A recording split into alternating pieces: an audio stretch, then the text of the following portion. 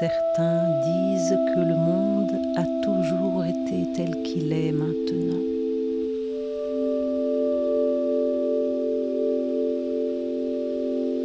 D'autres disent qu'il n'y a pas d'histoire précise, d'ordre précis. Et Mara,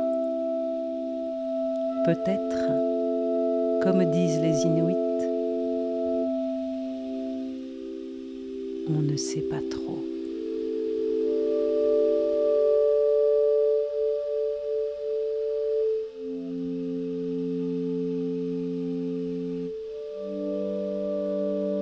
Ce que l'on sait, c'est que l'univers était plongé dans l'obscurité et qu'il n'y avait pas grand-chose.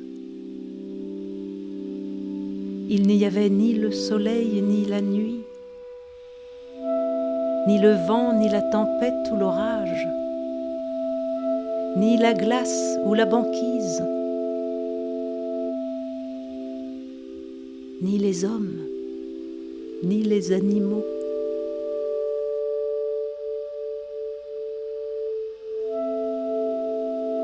Seul existe alors un disque de terre qui flotte, une sorte d'île sur l'eau recouverte de neige.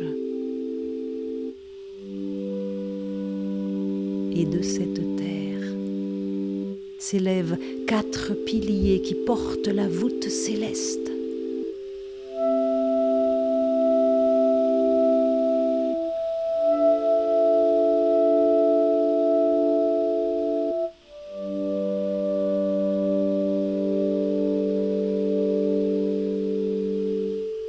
Et Mara, on ne sait pas trop.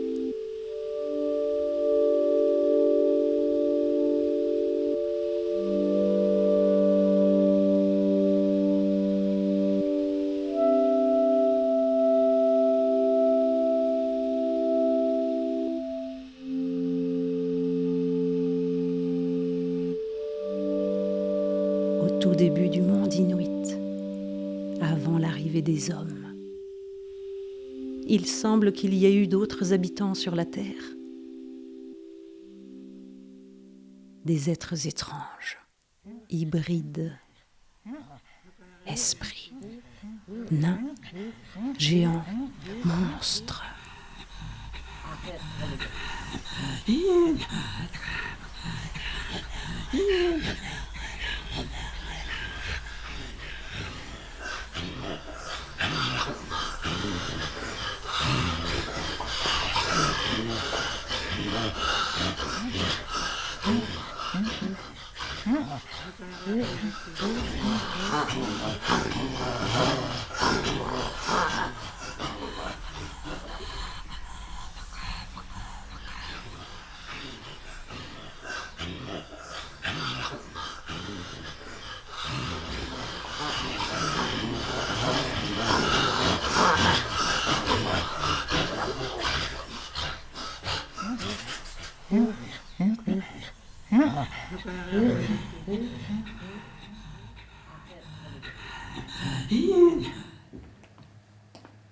Un jour, les piliers du ciel se sont disloqués. Cela a fait basculer la terre avec tous ses habitants, puis un déluge est tombé du ciel, a noyé tout reste de vie.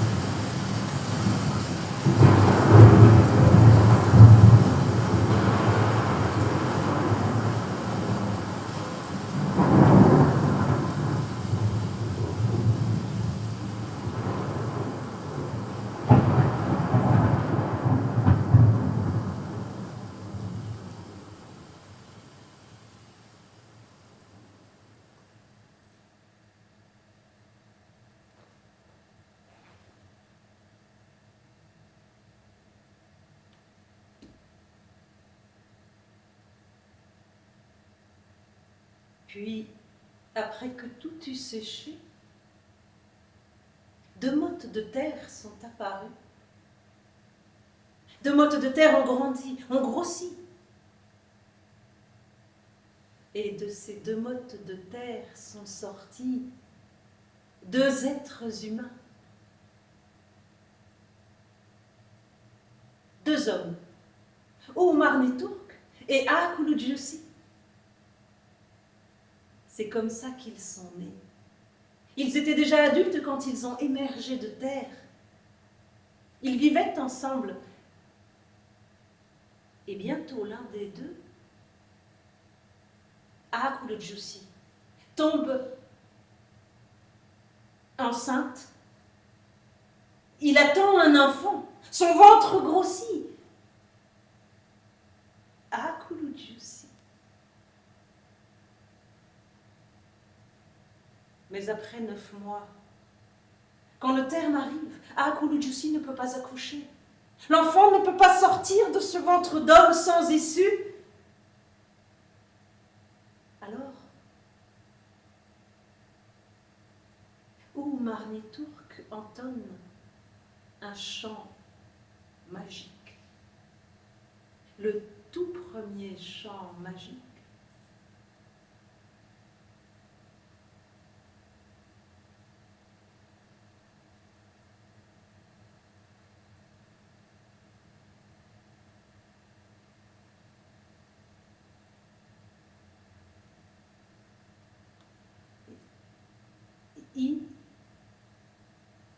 Inuk una pa usuk una pa inuk una usuk una pa inuk una usuk una patulni neru tulni pa inuk una usuk una patulni pa.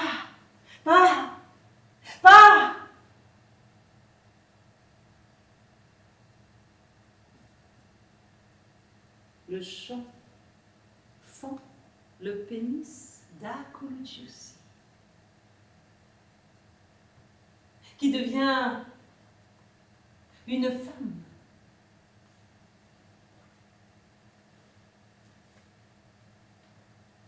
Et qui peut donner ainsi naissance au premier enfant.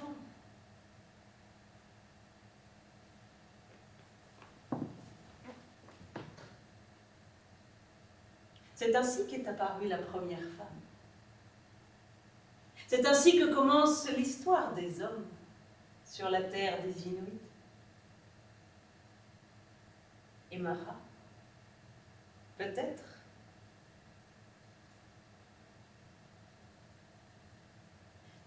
Mais il semble qu'au début de ce monde, les femmes aient encore du mal à procréer. Alors, celles qui n'arrivent pas à avoir d'enfants partent à la recherche des enfants de la terre.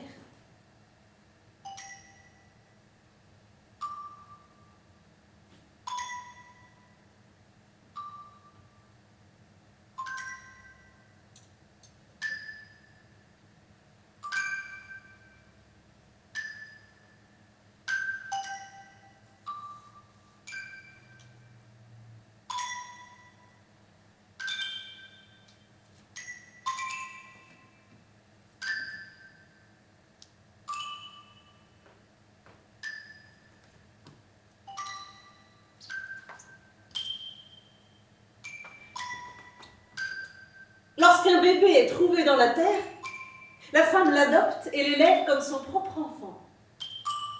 Parfois, on les trouve facilement.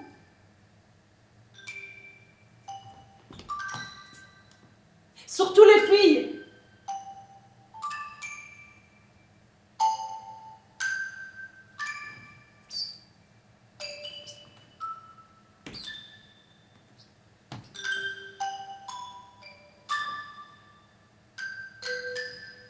Les garçons sont plus difficiles à trouver. On doit marcher plus longtemps pour les trouver. On ne sait pas grand-chose là-dessus. De ces temps anciens, on sait peu de choses.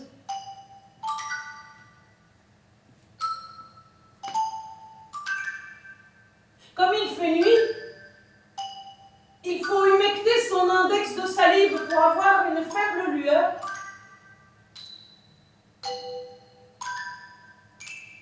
À cette époque, c'est la neige poudreuse qui sert de combustible pour les lampes.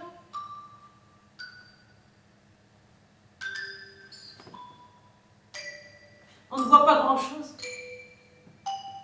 Et il est difficile de chasser. De plus, le gros gibier, comme les phoques, les morses, les caribous, les ours, les baleines, n'existe pas encore. On ne peut chasser que le lièvre arctique et la perdrix des neiges. Alors, on mange souvent de la terre pour se nourrir.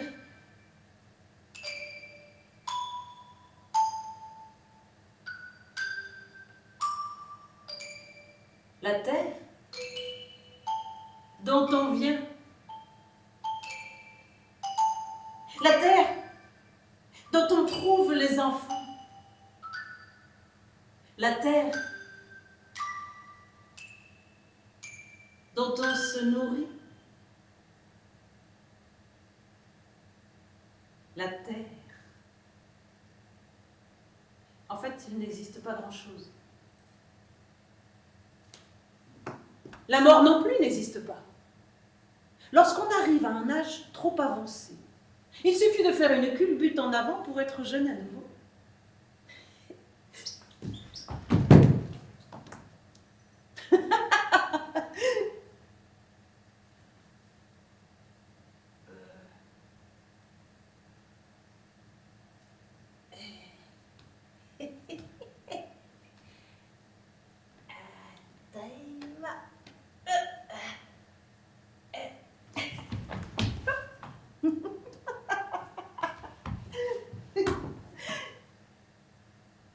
Si bien que l'île commence à être trop peuplée, alors sous le poids des hommes, la terre commence à s'enfoncer dans l'eau. Elle commence à basculer dans la mer. La terre! Une très vieille femme crie alors. Certains disent qu'il s'agissait d'Akulujusi. Qu'il y ait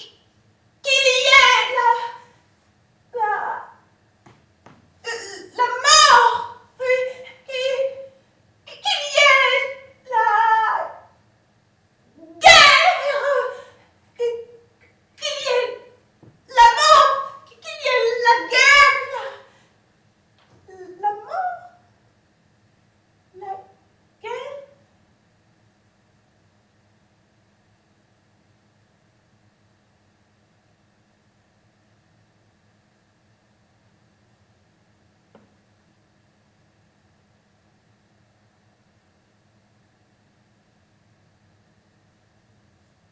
Son chant est si puissant que les hommes ont commencé à mourir. Depuis ce temps, certains disent, lorsqu'apparaissent les aurores boréales dans le ciel, que ce sont les âmes des morts qui jouent au ballon avec les crânes des morses. Imara, peut-être.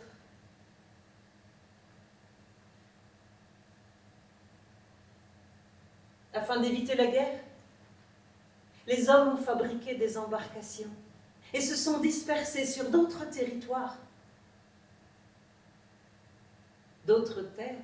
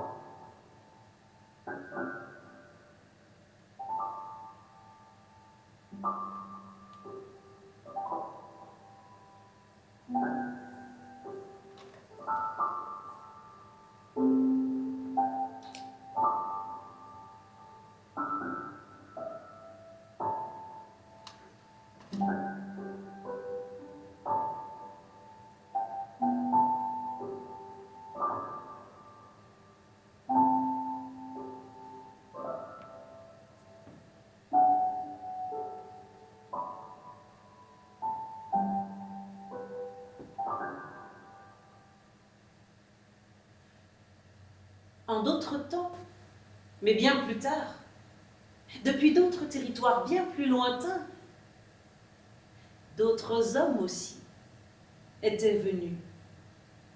Mais ça, c'est une autre histoire. C'est l'histoire de Winigumasuit.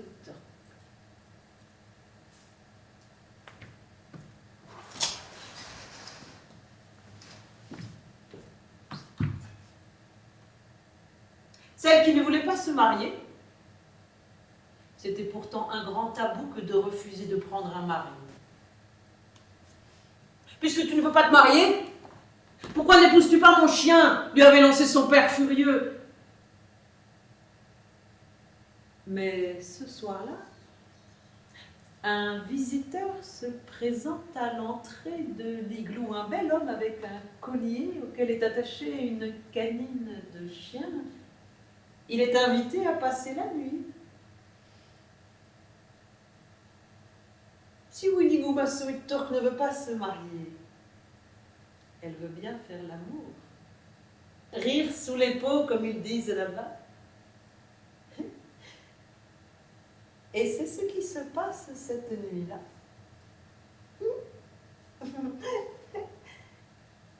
Le visiteur repart avant le jour. C'est ainsi que Siarnark, le chien du père métamorphosé en homme, rend régulièrement visite à Winigumasuit. Et à chaque fois,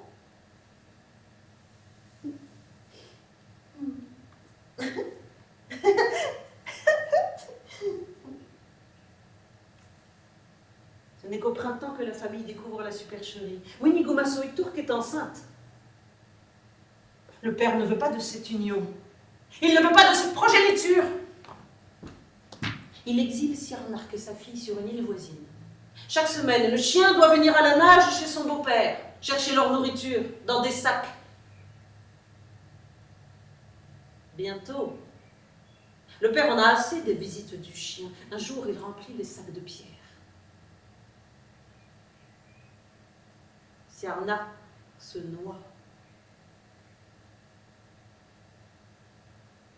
Winigumasuit Turk ne peut plus nourrir ses enfants.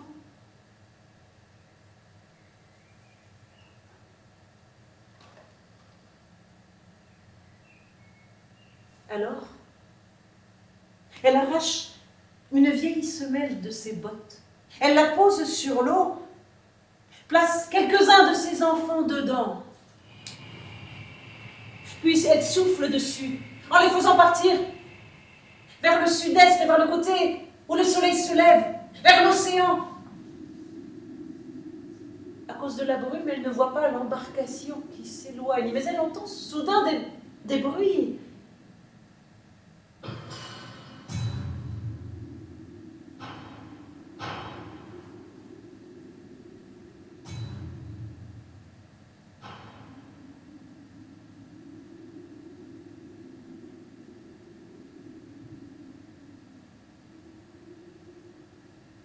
La semelle s'est transformée en un grand navire inconnu.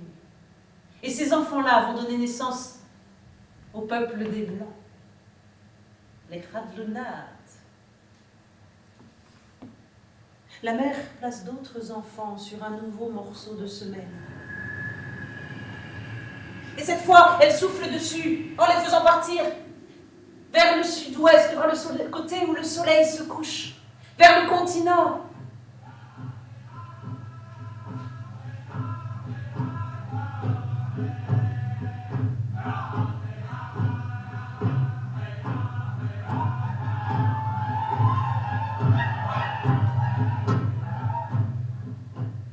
Ceux-là deviendront les Ichilites, les peuples indiens. Troisième groupe d'enfants. Au nord-ouest, vers la terre des ancêtres.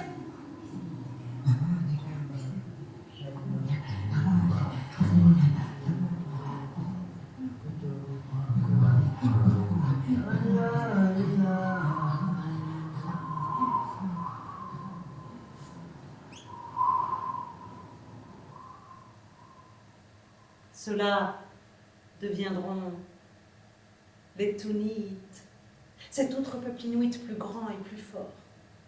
Ce peuple qui a précédé les Inuits d'aujourd'hui.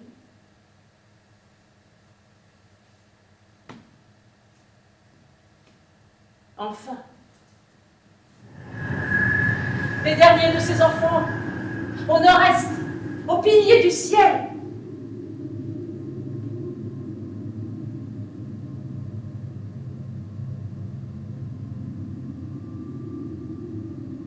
Ceux-là deviennent les Sitchirites, les êtres invisibles, très puissants.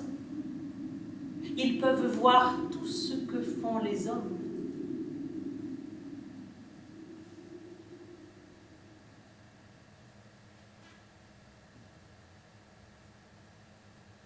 C'est ainsi que sont apparus les autres peuples. Radunat, Ichilit, Tunit, Itchirite. Et Mara, peut-être, qui sait.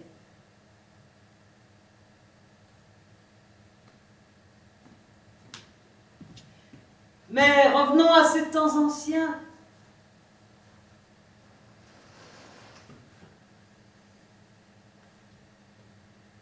À cette époque, les animaux pouvaient parler. Leurs mots aussi pouvaient être créateurs.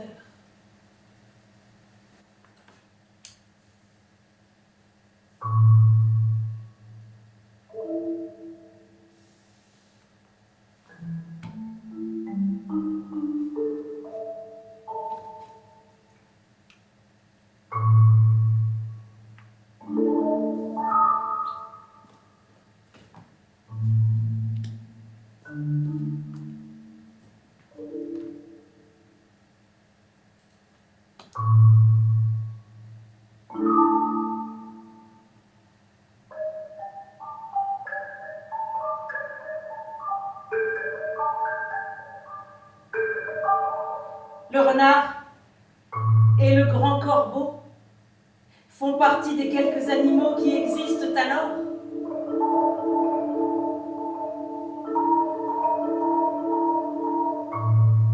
Le renard est heureux d'être dans le noir. Il veut rester dans l'obscurité pour continuer à voler sa pitance dans les caches de nourriture des hommes. Il a inventé un mot puissant. L'obscurité.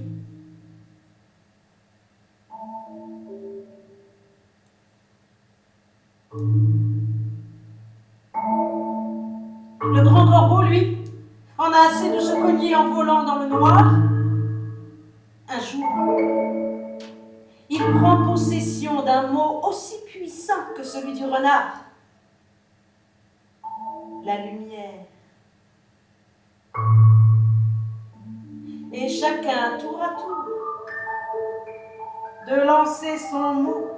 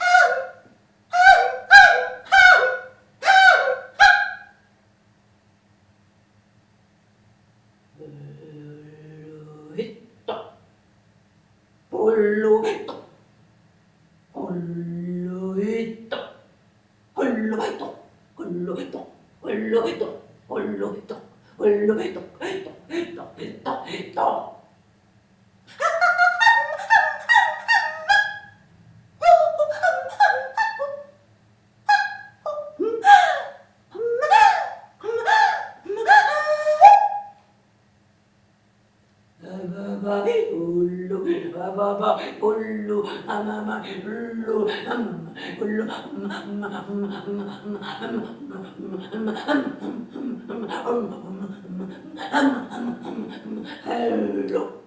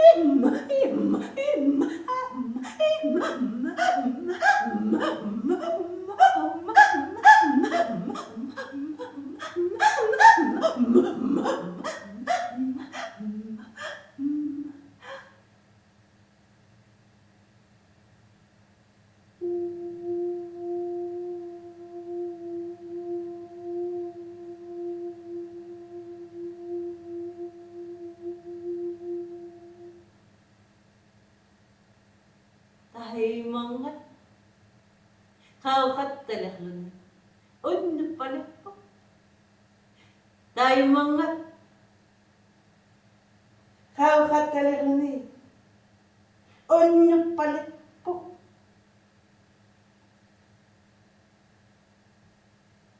Depuis ce temps, il fait jour et il fait nuit.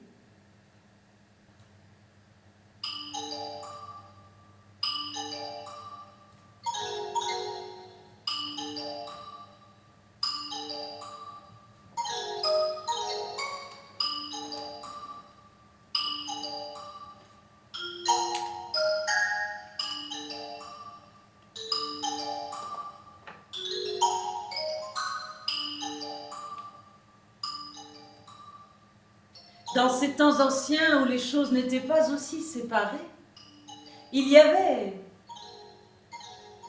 Narjuk, le bébé géant, qu'on appelle aussi petit ventre. Ses parents avaient été tués dans une bagarre contre un humain et un autre géant. On dit que c'est à cause de cela qu'il est devenu si violent. Imara, peut-être. Peu après, on ne sait pas pourquoi, Narjuk est monté dans le ciel. Il est devenu l'esprit du cosmos. On dit qu'il est si puissant qu'il peut faire s'effondrer les piliers qui soutiennent la voûte céleste. C'est depuis ce temps que le climat est devenu si dur dans le Grand Nord. C'est lui qui fait la pluie et le beau temps. Il peut provoquer un froid glacial, envoyer sur la terre le vent, la neige, la tempête. Lorsque les humains se battent, ou quand ils manquent de respect envers les animaux ou la nature, Narjuk entre dans une colère terrible. Il hurle, il gigote dans tous les sens. Mais là, s'accouche, s'allonge, se délasse. Et échappe. Une véritable tempête. Le blizzard sévit alors sur le Grand Nord. Plus personne ne peut sortir de chez lui. Impossible de partir à la pêche, même à la chasse.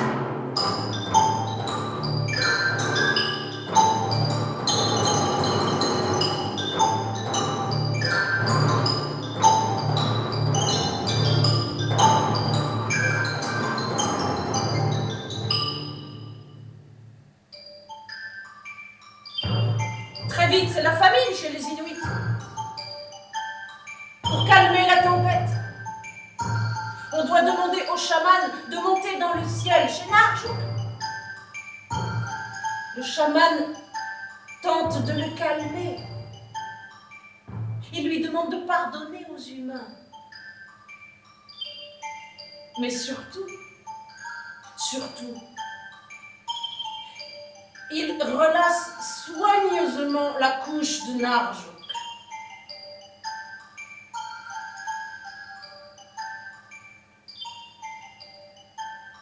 Et le vent s'arrête.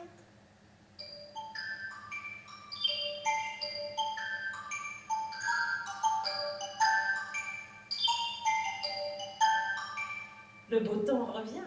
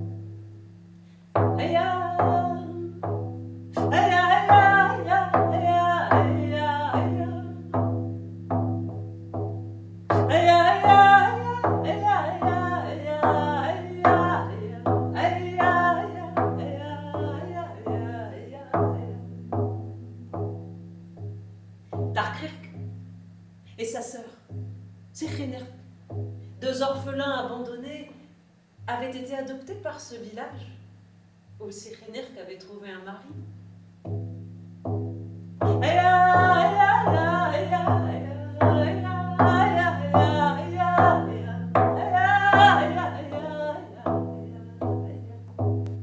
Ce soir-là, tous les habitants du village sont réunis dans l'igloo cérémoniel pour une grande danse au tambour.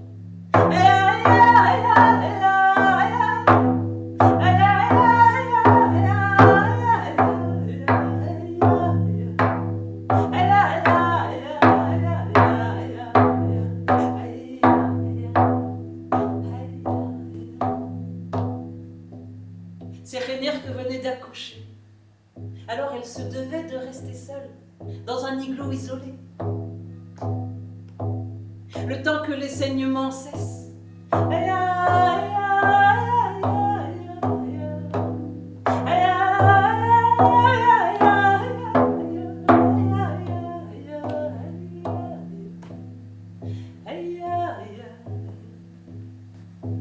Alors qu'elle est allongée sur les pots, à écouter au loin les chants au tambour. Tout à coup, la lumière de sa lampe à huile s'éteint. Et avant qu'elle ait pu réagir, un homme lui saute dessus, se couche sur elle, la force.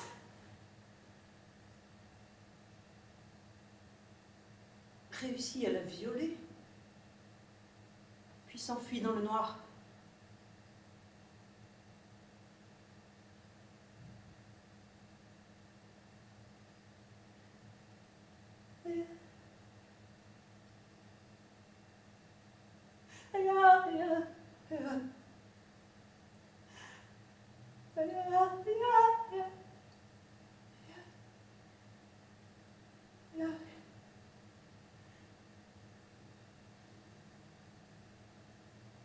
Sérénirque ne dit rien. À personne. Mais elle est décidée à découvrir l'identité de son agresseur. Elle a une idée. Elle positionne sa marmite à eau juste au-dessus de la flamme de sa lampe, de façon à bien en noircir le fond de suie. Puis elle rapproche la marmite de sa couche.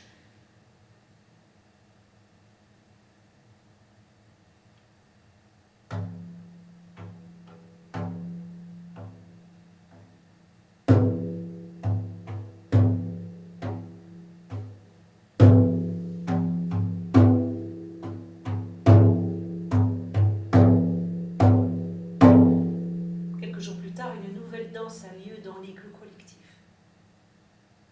Tard dans la nuit, alors qu'elle est à moitié endormie, l'inconnu pénètre à nouveau dans son igloo. À nouveau, il éteint la lampe. À nouveau, il se couche sur elle. Il la force, il la viole, mais cette fois-ci, Sérénirque réussit à tendre les mains vers sa marmite et les enduit de suie. Puis elle frotte ses mains contre le visage de son agresseur.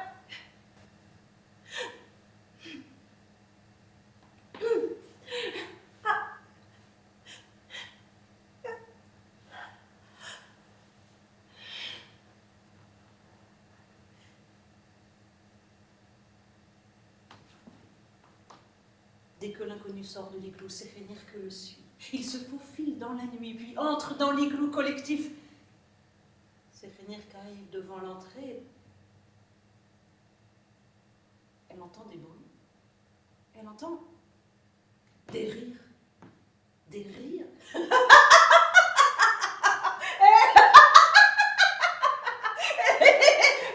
Ouais, t'as rire qui est marqué. Il est parti encore une fois. Chercher une femme seule.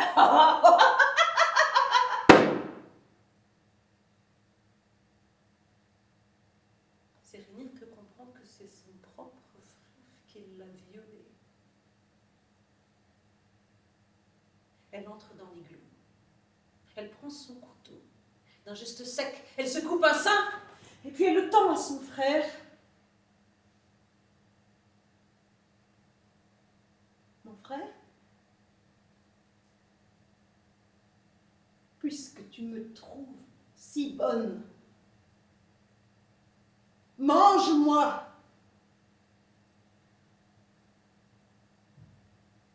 Darkrirk ne bouge pas. Toute l'assemblée les regarde en silence. Sérénirque lui tend à nouveau son sein ensanglanté, mais comme son frère reste là, immobile, elle prend la mèche d'une lampe, qu'elle place dans son sein à couper, puis elle sort en courant, son sein brûlant comme une torche. Darkrirk saisit alors lui-même une mèche allumée et sort en courant à la poursuite de sa sœur, et tout de court. Il court autour du grand igloo, il court. La mèche de Darkrirk, manquant de graisse, n'est plus qu'une lueur rougeoyante. Et tout de court, et tout à coup, Sérénirque et Darkrirk s'élèvent en tournant dans le ciel. Ils s'élèvent et se transforment. Elle devient le soleil. Sérénirque lui devient la lune. Darkrirk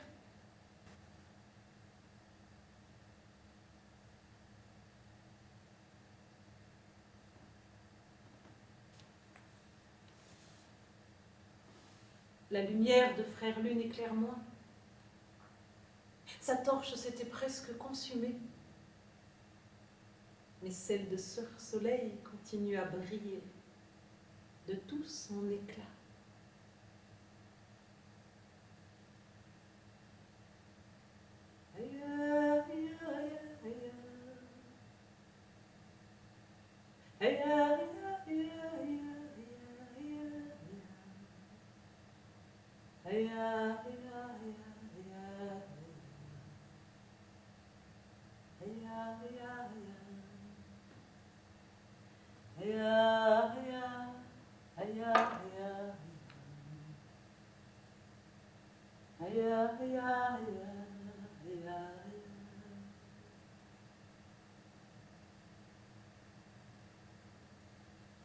Vous vous souvenez de Winnie Goumassuet?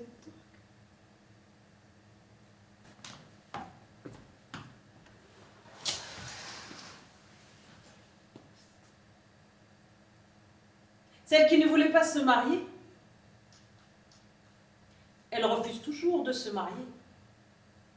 Jusqu'à ce jour. Ce jour où cet homme était apparu.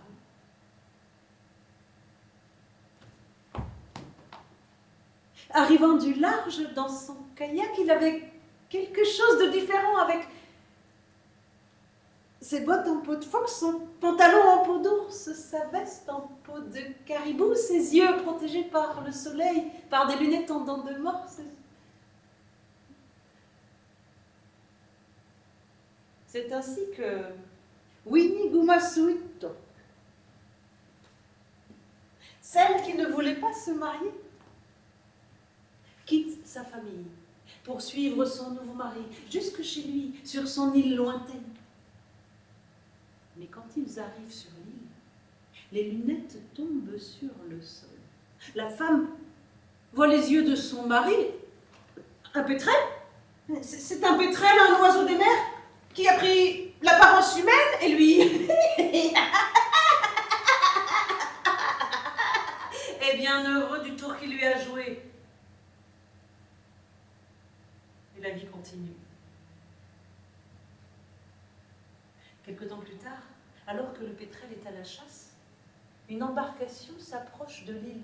C'est la famille de la fille qui vient lui rendre visite. Le père, quand il apprend toute l'histoire, il décide de ramener immédiatement sa fille avec eux. À son retour de la chasse, lorsqu'il s'aperçoit de la disparition de sa femme, le pétrel est fou de rage.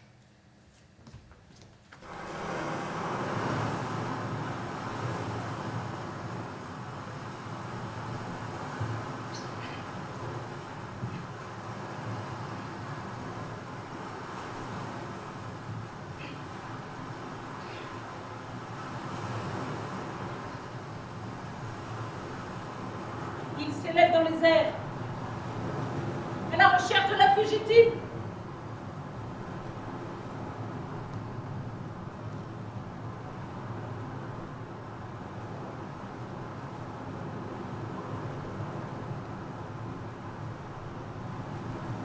Il voit le bateau, le pétrel, oiseau des tempêtes, agite ses ailes le plus fort qu'il peut.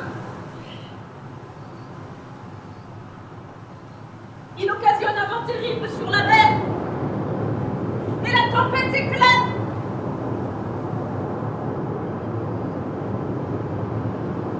Le vent, les vagues deviennent si forts que le bateau est sur le point de chavirer. Le père comprend qu'à cause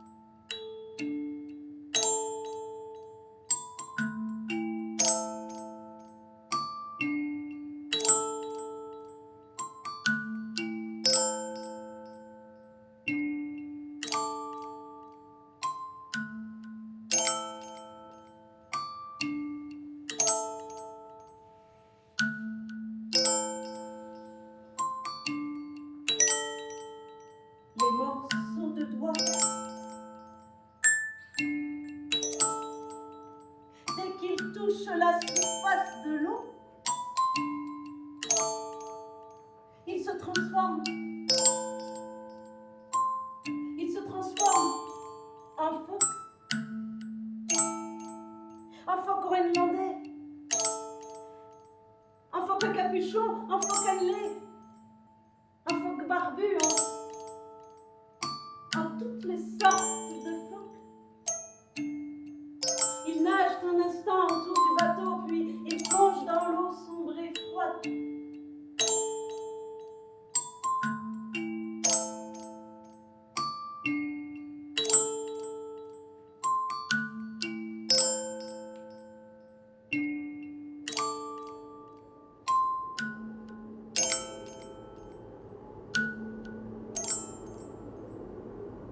La jeune femme, avec ce qui lui reste de doigts, elle continue à s'agripper au rebord du bateau.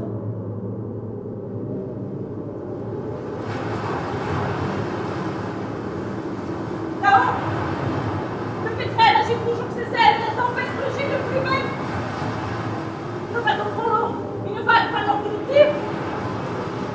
Le père alors à nouveau prend son couteau, et à nouveau d'un coup sec, il coupe le reste du doigt de sa fille.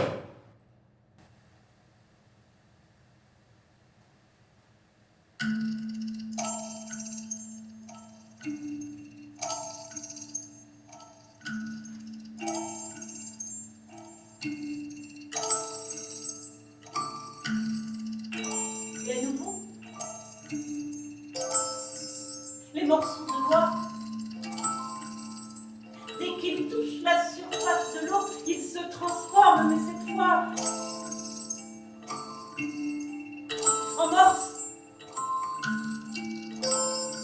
en beluga, en narval,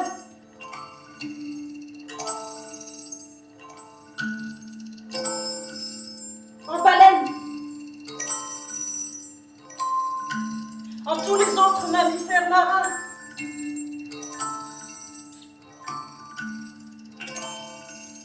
Eux aussi nagent un instant autour du bateau, puis ils plongent dans l'eau sombre et froide.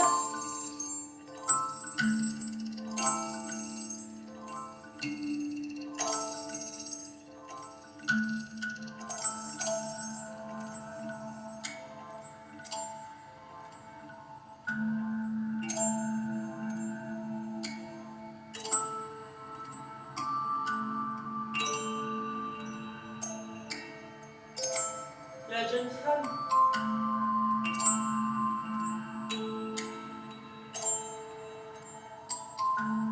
privée de ses doigts, elle se noie.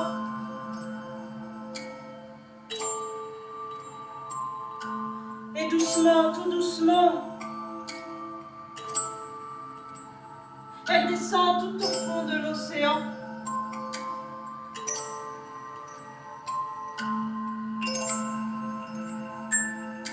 Et quand elle arrive tout au fond de l'océan,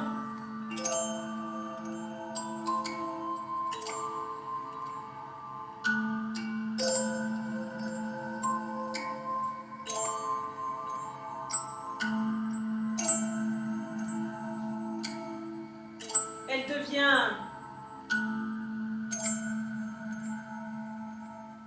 Sedna.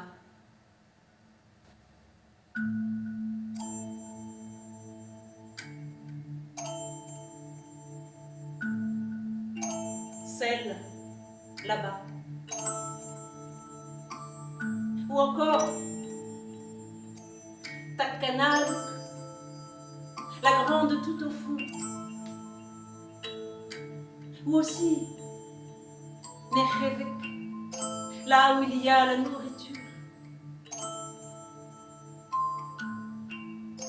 Depuis ce temps, c'est elle, la mère de tous les animaux marins, la maîtresse de l'océan, qui décide d'envoyer ou pas ces animaux aux hommes. Elle a un grand pouvoir.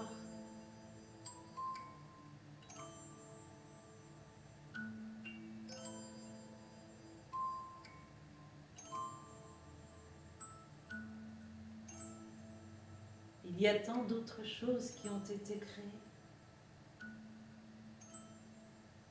Des histoires d'hommes ayant engendré des animaux. Des histoires d'hommes qui sont devenus des astres ou d'autres vies existantes. On ne sait pas tout.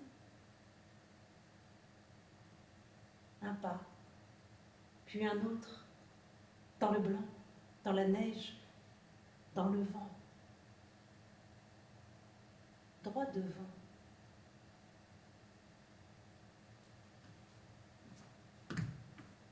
Droit devant. La femme en avait assez des disputes avec son mari. Alors elle était partie. Sur cette terre de froid et de glace. Un pas, puis un autre, encore un, dans le blanc, dans le vent, dans le froid, droit devant.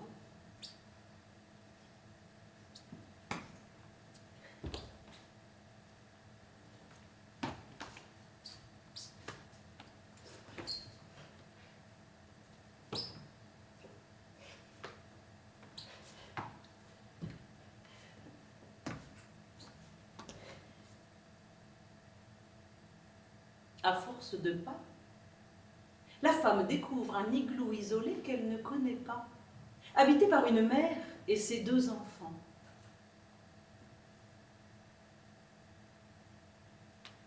La famille l'accueille avec empressement, l'invite à se réchauffer à l'intérieur, lui propose de partager leur repas.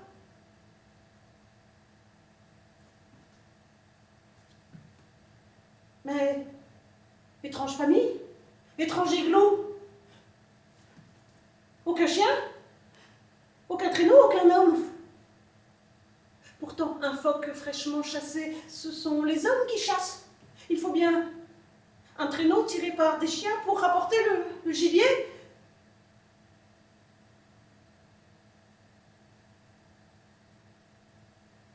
La femme se repose.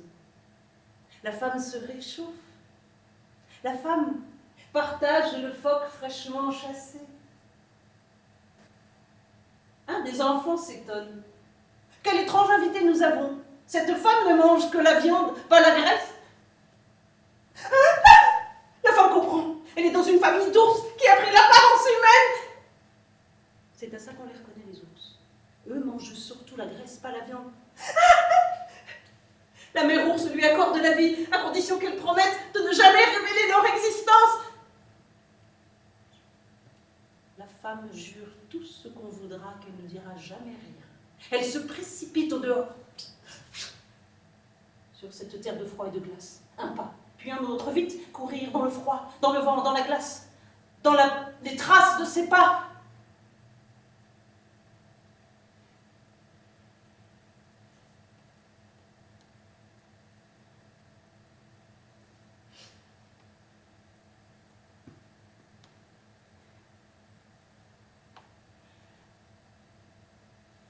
À force de pas, la femme retrouve sa maison, son mari. Elle lui raconte tout.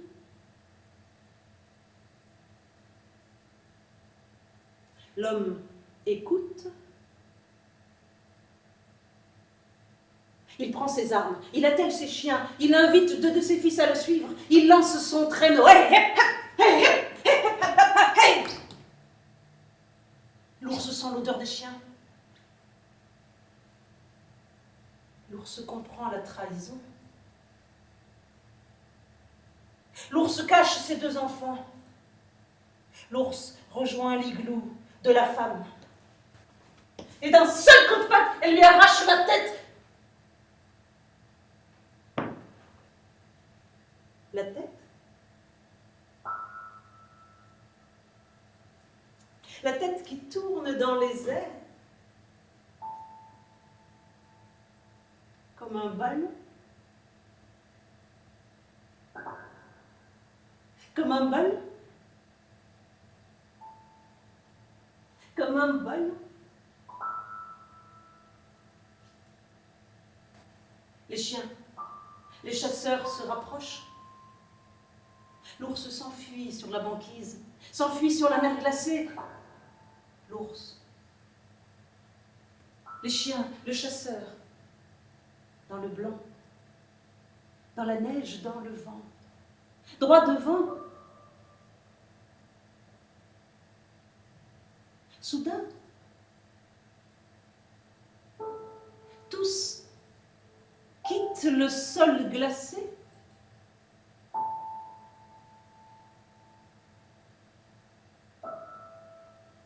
Ils deviennent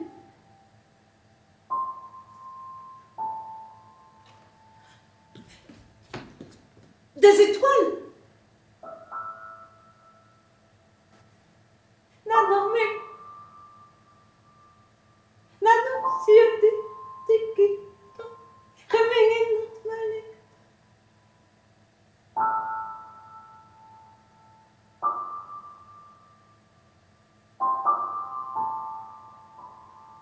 Il y a tant d'autres choses qui ont été créées. Des histoires d'hommes ayant engendré des animaux. Des histoires d'hommes ou d'animaux qui sont devenus des astres ou d'autres vies existantes. Et Mara, on ne sait pas tout. Nano, mais Nano, si je dis que Remenginot malik taputi.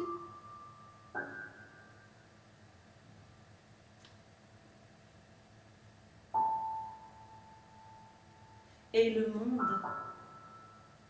continue de se créer.